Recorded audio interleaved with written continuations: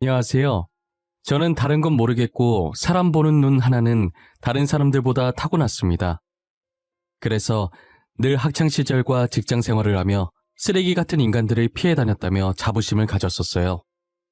하지만 몇 년 전에 만난 한 사람으로 인해서 저의 자부심은 한순간에 바스러져 버렸죠. 이제껏 살면서 인간관계 때문에 이렇게까지 스트레스 받은 적이 단 한 번도 없었거든요.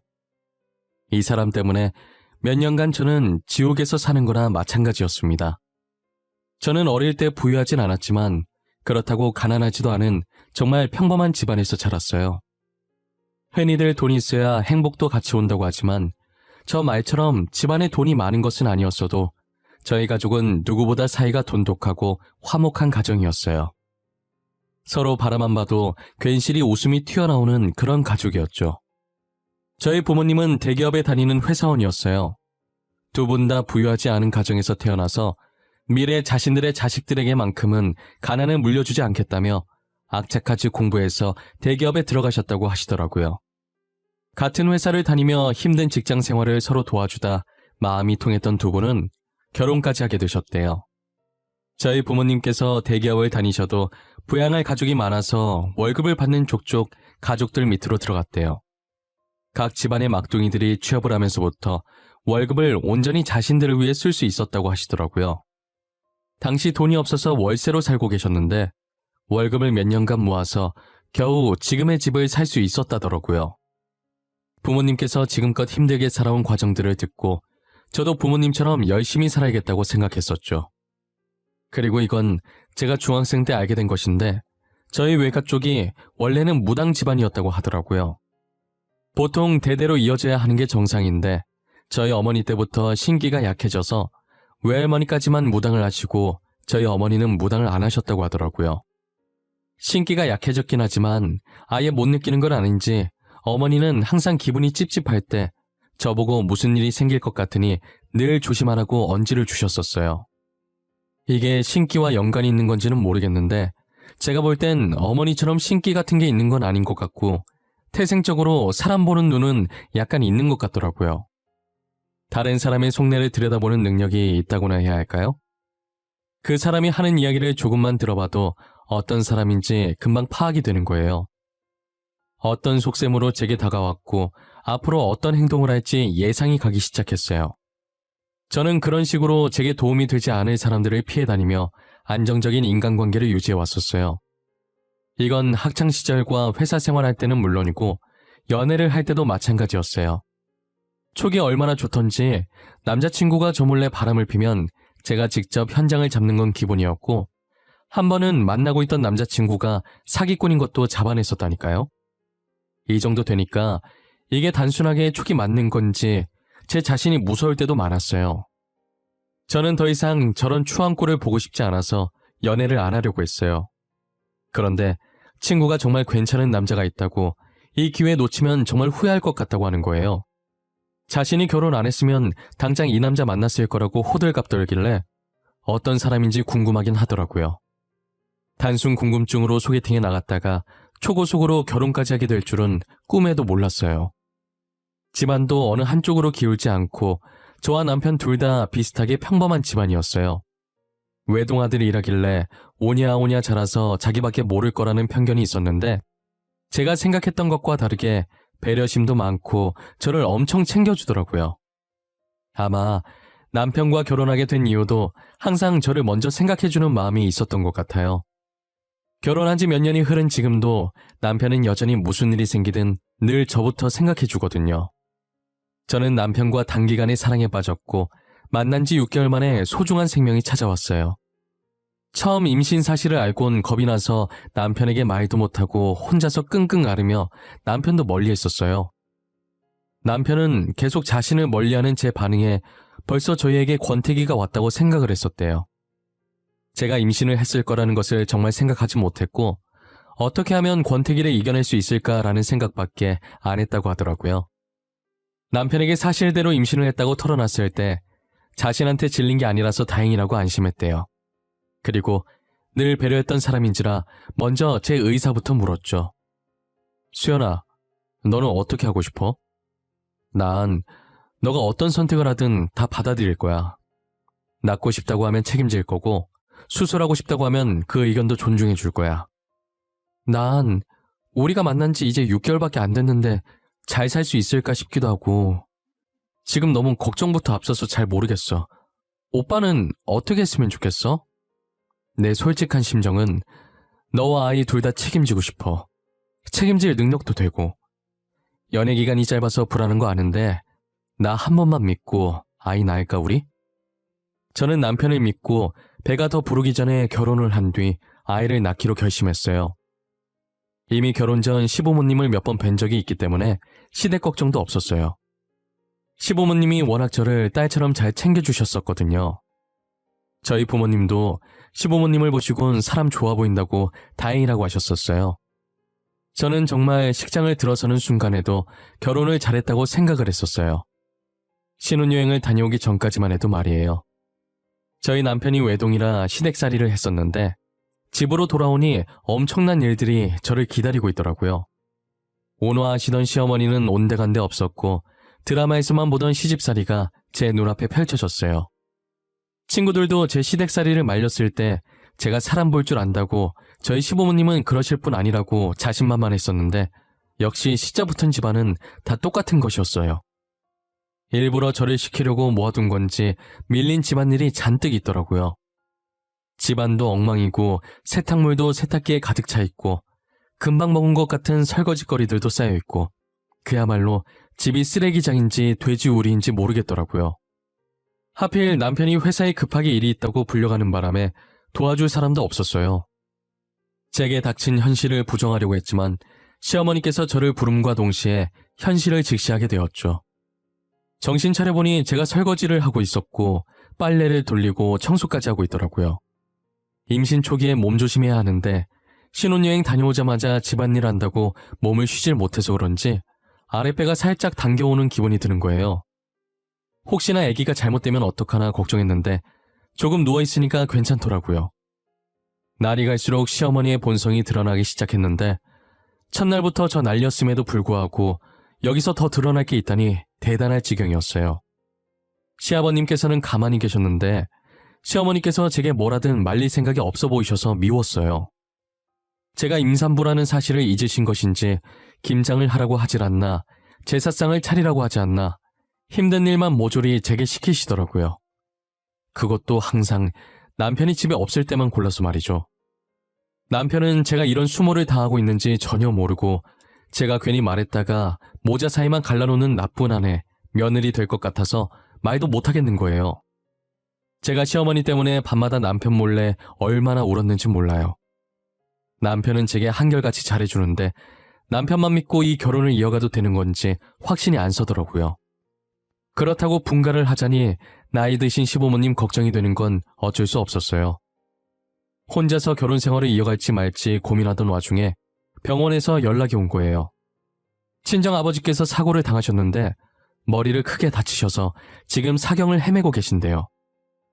저는 분명히 오전까지 웃으며 전화했던 분인데 간호사가 다른 환자랑 착각해서 잘못 전화한 걸 거라고 아버지 무사하실 거라고 남편과 함께 병원 가는 내내 속으로 몇 번이고 되뇌었는지 몰라요. 남편도 너무 놀라서 운전이 손에 안 잡힐 것 같던지 바로 택시를 잡더라고요. 불안해하는 제 모습을 보고 남편은 어차피 지금 어떤 말을 하든 제게 안 들릴 걸 아는지 아무 말 없이 자신의 따뜻한 손으로 조용히 제 어깨만 감싸주더라고요. 택시에서 내리자마자 다리가 떨리기 시작하더니 말을 제대로 듣지 않더라고요. 결국 남편의 부축을 받고 병원 안으로 들어섰어요. 대기실에 들어가서 켜져 있는 화면을 보는데 수술 중 명단에 친정아버지 이름이 떠 있는 거예요. 아버지 이름을 보는 순간 눈물이 주체가 안 될 정도로 나더라고요. 수연아, 괜찮을 거야. 수술하면 다 괜찮아지실 거야. 너무 걱정하지 말자. 아버님 강한 분이시잖아. 그러니까 잘 이겨낼 수 있게 씩씩하게 기다리고 있자. 응? 오빠, 나 아직 아빠한테 효도도 못 해드렸는데 어떡해? 아빠랑 하고 싶은 게 너무 많이 남았는데 어떡하냐고. 결혼한 뒤로 잘 챙겨드리지도 못하고. 아버님 태어나시고 효도해드리면 되지. 아버님 분명히 이겨내실 거야. 이대로 가실 분 아니야. 아버님은 어떻게 여기까지 오신 분인데? 나 진짜 나쁜 상상하기 싫은데 왜 계속 이상한 느낌이 드는 걸까? 나 무서워. 알잖아, 내 촉 좋은 거. 지금 기분이 너무 무서워. 뒤늦게 저희 연락받고 오신 친정어머니께서 넋을 놓고 대기실로 오시더라고요. 대기실에 앉아있는 저희를 보자마자 다 자기 잘못이라고 주저앉으시더라고요. 다 내 잘못이야. 수연아, 나 때문에 네 아빠가 어쩌면 좋니? 내가 나가지 말라고 더 세게 말렸어야 했는데 다 내 탓이야. 엄마, 그게 무슨 말이야? 엄마 잘못이라니. 엄마가 사고 낸 것도 아니잖아. 이게 어떻게 엄마 잘못이야? 운전자가 잘못한 거지. 내가 바나나 먹고 싶다고 하지만 않았어도 이런 일 없었을 거야. 바나나가 먹고 싶다고 입 밖으로 내뱉는 순간 이상한 기분이 들더라고. 그래서 나가지 말라고 했는데. 저녁을 먹고 바나나 먹고 싶다는 친정어머니의 말에 친정아버지께서 나갈 준비를 하셨다고 하더라고요. 평소에 두 분이 사이가 워낙 좋았던지라 이 말만 들었을 땐 평소와 다를 게 없었어요. 하지만 친정아버지께서 나갈 준비를 할 때 친정어머니께서 알 수 없는 느낌을 받았다고 하시는 거예요. 제가 초반에 친정어머니께서 약간의 신기가 있다고 말했었잖아요. 이상한 느낌을 받고 친정아버지가 못 가게 잡았는데 별일 없을 것이라고 집안 마트 잠깐 가는데 그 사이에 뭔 일이 생기겠냐고 하고 나갔다는 거예요. 저희 친정 아파트 단지에서 바로 길 건너면 대형마트가 있었거든요. 친정아버지께서 신호를 기다리고 있는데 비틀거리는 차를 미처 보지 못하고 사고를 당하신 거죠. 친정어머니의 말을 듣고 가해자를 찾아가니 면허 취소가 될 정도의 음주 상태더라고요. 가해자 부인되는 사람은 미안하다고 연신 고개를 숙이는 거예요. 한두 번이 아니었는지 자연스럽게 합의를 부탁하길래 저는 무조건 징역 살게 할 거라고 합의는 무슨 일이 있어도 절대 해줄 수 없다고 소리친 후 다시 대기실로 돌아왔어요. 친정아버지께서 몇 시간의 긴 수술을 마치고 새벽에 수술실에서 나왔으나 의사 말로는 지금 상태로 장담할 수 있는 게 아무것도 없다고 하시더라고요. 생각보다 너무 크게 다쳐서 오늘 며칠 동안은 지켜봐야겠다고 하셨죠. 친정어머니께서는 일단 본인이 병원에 계속 계시겠다고 하면서 제게 이러다 애까지 잃겠다고 임산부인 저를 집으로 보내시더라고요. 남편이나 저나 발길이 떨어지지 않았지만 아이 때문에 어쩔 수 없이 집으로 돌아왔어요. 제가 시어머니께 정이 떨어지기 시작한 건 집에 도착하고 나서부터였어요. 남편은 집에 도착하자마자 잠도 2시간밖에 못 잔 채 회사로 출근했고 시어머니께서는 남편이 출근하자마자 친정아버지 안부를 묻긴커녕 아침밥 차려달라고 난리인 거예요. 사돈이 지금 생사를 오가고 있는데 어쩜 저럴 수 있는지 이해가 가질 않더라고요. 저는 끓어오르는 화를 눌러 담고 시부모님 아침밥을 차려줬어요. 씻고 다시 병원으로 갈 생각이었는데 시어머니께서 밥 먹다가 저를 보면서 어디 가냐고 하시더라고요. 친정에 들렀다가 병원으로 가보려고요. 아무래도 짐을 조금 챙겨서 가봐야 할 것 같아서요. 설거지 때문에 그러신 거면 놔두세요. 제가 갔다 와서 할게요. 사돈 어른은 안사돈께서 잘 챙기시겠지? 너 시집간 딸은 출가 외인이다. 이 말도 모르니? 이제 너는 우리 집 식구인데 우리는 안 챙기고 지금 누굴 챙기는 거야? 제가 누굴 챙기다니요. 저희 부모님 챙기는 거죠. 결혼했다고 해서 낳아주신 부모님이 남 되는 건 아니잖아요. 이제는 우리 사람인데 그 사람들이랑은 남이나 마찬가지지. 임신한 애가 집에나 있을 것이지 어딜 나간다는 거야? 너 임신한 것도 거짓말이지? 어머님, 저는 여기 있어도 일만 해요. 언제는 절 임산부 취급이나 해주셨어요? 저 여기 있는 것보다 차라리 나가서 저희 아버지 병간호 하는 게 훨씬 마음 편해요. 제가 한 말들 중에 틀린 말이 하나도 없자 시어머니 얼굴이 울그락불그락해지더라고요. 그러더니 말로는 안 될 것 같았는지 들고 있던 숟가락을 놓고 제게 와서 뺨을 내려치시는 거예요. 시아버지께서도 밥 먹다가 놀라셨는지 이게 무슨 짓이냐고 시어머니께 소리를 치셨어요. 저는 욱신거리는 볼을 부여잡고 울면서 방으로 들어갔어요. 친정아버지 병간호 하겠다는 게 도대체 뭐가 그렇게 나쁜 건지 모르겠더라고요. 제가 방으로 들어온 뒤 시부모님께서는 안방으로 들어가는 소리가 들리더니 두 분이 싸우시는 건지 큰 소리가 들려오기 시작하는 거예요. 저는 말릴 힘도 없어서 그대로 울면서 잠들었던 것 같아요. 그러다 등 쪽에서 누가 툭툭 치는 느낌이 들어서 봤더니 시어머니께서 발로 제 등을 치고 계신 거예요. 그러면서 저녁 시간이라고 자기 저녁밥 내놓으라는 게 아니겠어요?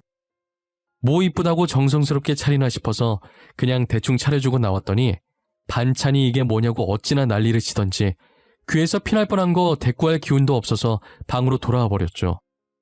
남편이 퇴근하고 오면 친정아버지 병간호를 갈 생각이었어요.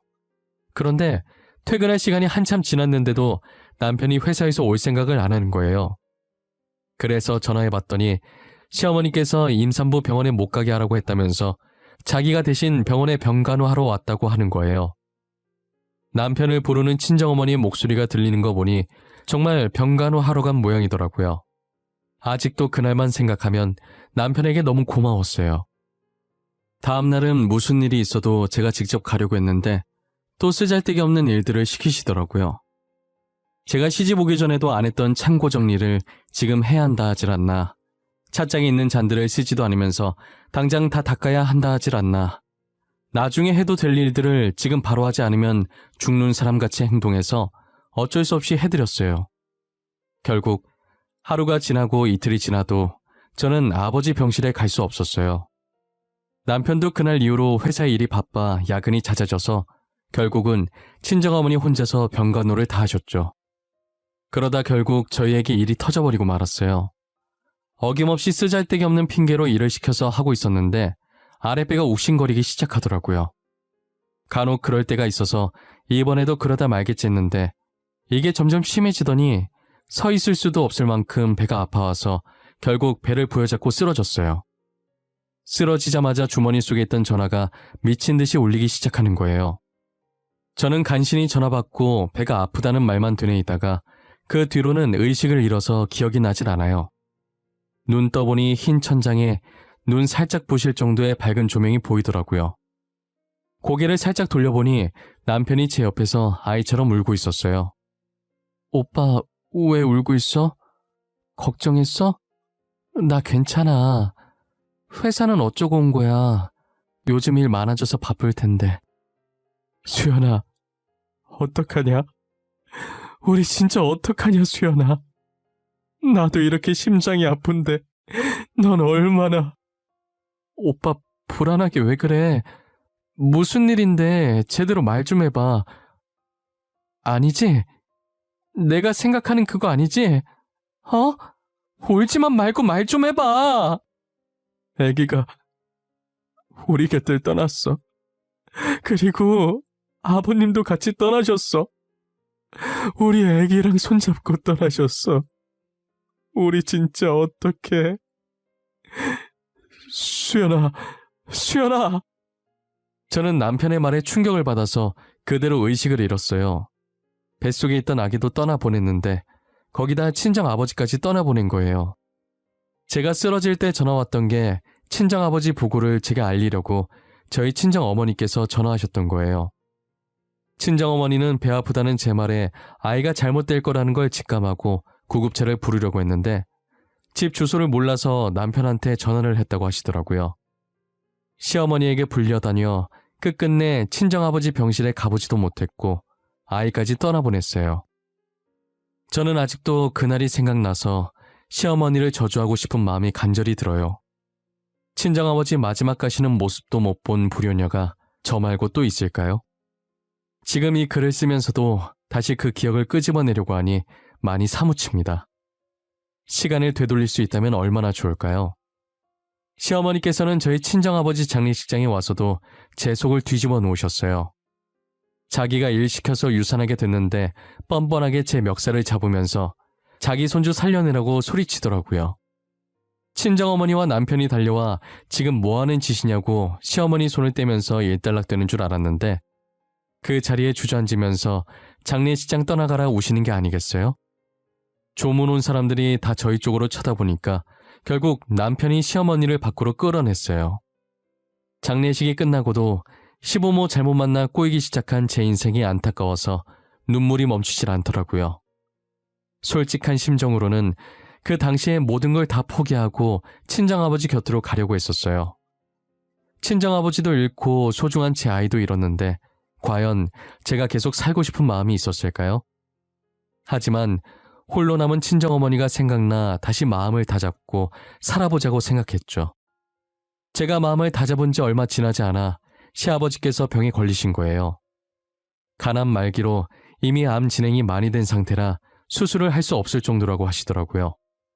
남편은 자신의 부모님이니 애초에 저한테 부탁할 생각조차 하지 않았고 자신이 휴직을 쓰든 해서 병간호를 하겠다고 했어요. 그 소리를 들은 시어머니께서 당연히 가만히 계실 리가 없었죠. 집에서 버젓이 놀고 있는 사람이 있는데 왜 네가 휴직을 쓰니? 너가 일 안 하면 우리 집 뭐 해 먹고 살라는 거야? 제가 모아둔 돈 있어요. 당분간 그거 가지고 생활하셔도 충분해요. 그리고 집에서 놀고 있는 사람이 어디 있어요?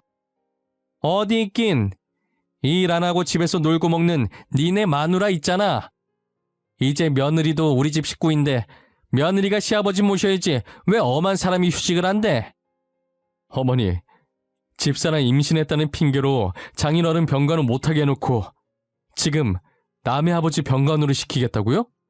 말이 되는 소리를 하세요. 그리고 어머님, 제가 집에서 논다고요? 저 이 집에 시집 와서 단 한 번도 놀아본 적 없어요. 제가 유산한 건 어머님 때문이에요. 알아요? 그날도 괜히 안 해도 될 일을 시켜서 그렇게 된 거잖아요. 시어머니께서 저를 계속 집에서 아무것도 안 하는 식충이 취급을 하길래 저도 화가 난 나머지 이때까지 시어머니께 겪었던 수모들을 남편에게 말하기 시작했어요. 제가 말을 하면 할수록 남편의 표정이 점점 굳어가더라고요. 남편에게 전화해서 임산부 병원 못 가게 하라고 한 것도 일부러 친정아버지 병간호 못하게 하려고 그런 것이었다고 하자 남편은 경멸에 가득 찬 눈으로 시어머니를 쳐다봤어요. 시어머니 얼굴은 하얗게 질려서 흔들리는 눈으로 딴 곳만 쳐다보고 계시더라고요. 어머니 제정신이에요? 사람이 어떻게 그래요? 어머니 원래 그런 사람이었어요? 저희 연애할 땐 수연이 딸처럼 잘해주시더니 다 연기하신 거였냐고요? 아들아, 내 말도 좀 들어보거라. 이거 다 오해야, 어? 내가 딸은 출가 외인이라는 말을 한 건 맞는데 듣기 싫어요. 집사람 아끼는 마음이 걱정돼서 그러신 줄 알았는데 일부러 못 가게 하신 거였어요? 나중에 장인어른 얼굴 어떻게 보려고 이래요? 결국 어머니 때문에 저희 애까지... 어머님, 그 와중에 변명하시려고 하신 거예요? 제가 한 말 중에 과장된 말 하나도 없어요. 그리고 저희 애 어머님께서 그렇게 만들어 놓고 장례식에서 어쩜 그렇게 뻔뻔하게 저한테 그러세요? 그럼 아버님 장례식에 와서 손주 살려내라고 소리 지르던 것도 다 연기였어요? 저 이제 어머니가 무서워요. 다시는 보고 싶지 않아요. 저희 분가할 거고 아버지도 어머니께서 모시세요. 남편은 그간 제가 당한 고통이 이것과는 비교도 안 되겠지만 반의 반만이라도 느껴보려고 하면서 시아버지의 병간호를 시어머니께 맡기시고 연을 끊어버렸어요. 저희는 그 길로 집에 돌아와 짐을 정리하고 분가를 해서 둘이서 살기 시작했죠. 저는 가끔씩 친정아버지와 아이가 떠나던 날을 생각하며 울었어요. 남편은 그럴 때마다 아무 말 하지 않고 저를 감싸주면서 같이 울어주었죠. 시어머니와 함께 살지 않으니 숨통이 트이는 기분이었어요. 그렇게 1년 정도 살다 보니 늘 제 곁을 지켜주는 남편 덕분에 아팠던 기억도 이젠 어느 정도 아물고 더 이상 아프진 않지만 지워지지 않는 흉터로 여전히 남아있더라고요. 모닝커피를 마시다 문득 쎄한 기분이 한순간에 저를 덮치더라고요. 저는 곧장 방에 들어가 남편에게 잊고 있었던 시아버지의 상태를 물어봤어요. 제 물음에 귀신을 속여도 저는 못 속이겠다고 하면서 웃길래 왜 그러냐고 했더니 안 그래도 방금 전화로 부고 소식 들었는데 끊자마자 제가 방으로 들어왔다는 거예요. 가끔 저도 이런 쪽으로 제 촉이 맞을 때마다 깜짝깜짝 놀라곤 해요. 남편이 저보고 같이 가겠냐고 물어보길래 시아버지께서 제게 뭔 짓을 한 건 아니지만 시어머니를 말려주시지 않아서 좋은 감정이 있었던 게 아니라 안 가겠다고 했어요. 남편은 장례식을 마치고 돌아와서는 헛웃음을 치더라고요. 아버님 잘 보내드리고 왔어? 뭐야? 거기서 무슨 일 있었어? 왜 혼자서 헛웃음을 치고 있어? 아버지 사망보험금 있잖아. 그거 다 나한테 왔다? 원래 어머니한테 가야 되잖아. 근데 나한테 왔어. 그리고 아버지께서 남기신 재산도 다 나한테 왔다? 웃기지? 그래? 하나뿐인 아들한테 주시고 싶으셨나 보다. 어머님이랑 아버님도 사이가 안 좋으셨나 봐? 그러니까 어머님한테는 하나도 안 남기고 오빠한테 주셨겠지. 아버지께서 나랑 너한테 편지 남기셨거든? 나한테 주신 편지 읽어보는데 가관이더라. 여기 수연이 너한테 남긴 편지도 있어. 읽어봐. 남편이 제게 건넨 건 시아버지께서 돌아가시기 전에 저희에게 남긴 편지셨어요. 돌아가시기 직전에 저희에게 남기신 듯 평소 정갈하던 글씨가 삐뚤빼뚤했어요. 그동안 저와 지내면서 미안했던 감정들을 편지에 담으셨더라고요. 평소 시어머니께서 성격이 보통이 아니시라 시어머니를 말리게 되면 집안 살림이 다 날아갈까봐 시어머니께서 제게 못되게 굴어도 말리지 못했다고 하더라고요. 제가 뺨을 맞고 처음으로 화내신 날 안방에 들어가시더니 두 분이서 싸우는 소리가 들렸다고 했잖아요. 그날도 안방에 있던 물건들을 시아버님께 던지고 소리 지르고 난리가 났다고 하시더라고요.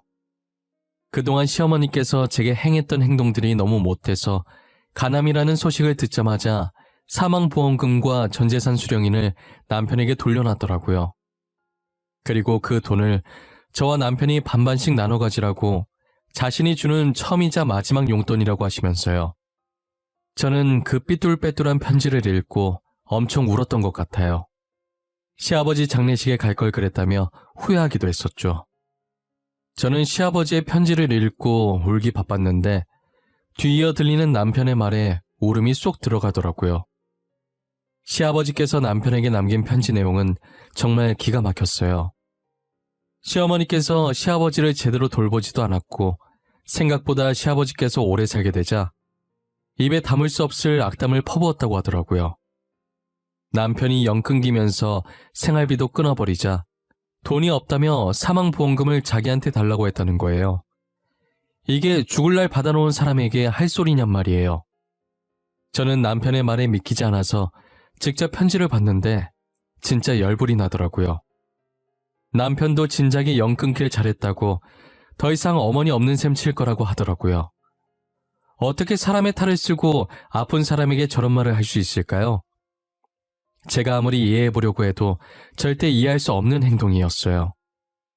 시어머니께서는 가족들 다 등 돌린 지금 혼자 남아서 본인이 무엇을 잘못했는지 곰곰이 생각해보고 지난 날들을 반성했으면 좋겠어요. 시간이 참 빠르게 지나간다고 느끼는 게 벌써 시아버지께서 돌아가신 지 3년이 되었어요. 3년의 시간이 흐를 동안 시어머니께서 뭐라고 지내시는지는 아무도 몰라요. 저희 가족도 시아버지께서 주신 돈 가지고 다른 곳으로 이사를 가버렸거든요. 현재 저희 부부는 친정어머니를 모시고 3명이서 살고 있어요. 고맙게도 남편이 먼저 같이 사는 게 어떻겠냐고 제안을 하더라고요. 저는 시부모 복은 없었지만 남편 복 하나는 정말 좋은 것 같아요. 그동안 저희에게 다시 찾아온 인연이 없었는데 며칠 전에 병원에서 기쁜 소식을 들었어요. 4년 만에 제 뱃속에 새로운 생명이 자리 잡았다는 소식을요. 저희 곁을 잠시 떠났던 아이가 4년 동안 길을 잃어서 이제서야 다시 찾아와 준 거라고 생각하려고요. 이제 나쁜 기억들은 다 잊고 제 곁에 남아있는 사람들과 좋은 추억 만들어 나가려고 합니다. 이 사연을 보시는 모든 분들도 저처럼 힘든 일이 있더라도 이겨내시고 좋은 일들만, 웃음이 가득한 일들만 가득하시길 바랍니다. 감사합니다.